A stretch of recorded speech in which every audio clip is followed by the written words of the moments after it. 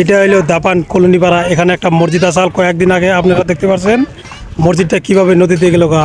বর্তমান অবস্থা দেখেন, এই গ্রামের মানুষ সবাই একদম হতাশা খেয়ে গেছে গা।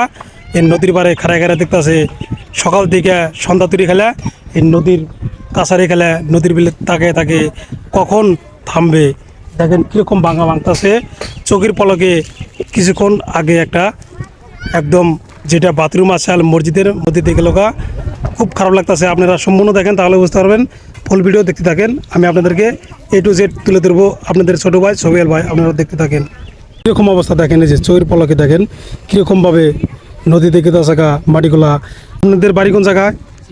চিবিনাং থেকে এখানে নদী দেখতে আসছেন, ভাঙা দেখতে আসছেন। কি বলবো ভাই, খুব কষ্ট লাগে যে আমাদের এই ধুবড়ী ডিস্ট্রিক্ট বিশিং জোরোয়া সমষ্টি ওয়াব বাজার চোর পলকে কীভাবে গেল গা মোটামুটি 6 মাস 7 মাস আগে। আর দেখেন বর্তমান এই দাবান কলোনিপাড়া কীরকম অবস্থা। এখানে একটা বিল্ডিং মসজিদ আসাল, মসজিদটা কিছুদিন আগে নদীতে গেছে গা। এই বাথরুমটা কিছুক্ষণ আগে নদীতে গেল গা। আমি খেলে আইনে পাইলাম না, জাস্ট খেলে আসলাম আর শুনলাম যে গেল গা, লগে লগে গেল গা।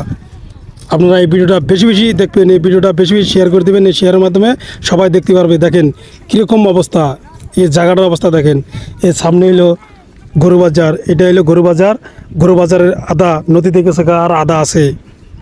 খুব কষ্ট লাগে যে এখানে যে কাজ করতেছে না, খুব কষ্ট হয়ে গেছে গা। হাজার হাজার মানুষের কষ্ট হয়ে গেছে গা। মানুষ যে এখন যাতায়াত করবো, যাতায়াত করতে পারতেছে না। মানুষ যে এখন আইকাটা যাবে, পোড়াবিড়া যাবে, গুয়াহাটি লাইনে যাবে, বাস গাড়ি যাবে, একটা গাড়ি যাইতে পারতেছে না। দেখেন কীরকমভাবে ভাঙতেছে।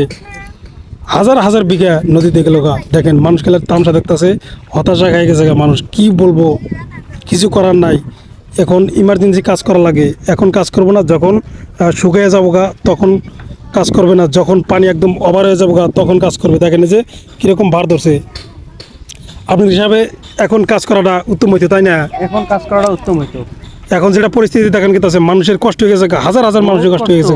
টাকা কষ্ট, কিভাবে বাড়ি চালা সব নিয়ে যাবে, কষ্ট হয়েছে। কাজ করাটা এখন দেখতে পারতেছেন এই যে সুপারি গাছটা দেখেন, যে এটাও থাকবে না, এটাও যাবো গা নদীতে। এখানে যে বাথরুম আসাল আপনারা আইনা দেখছেন না?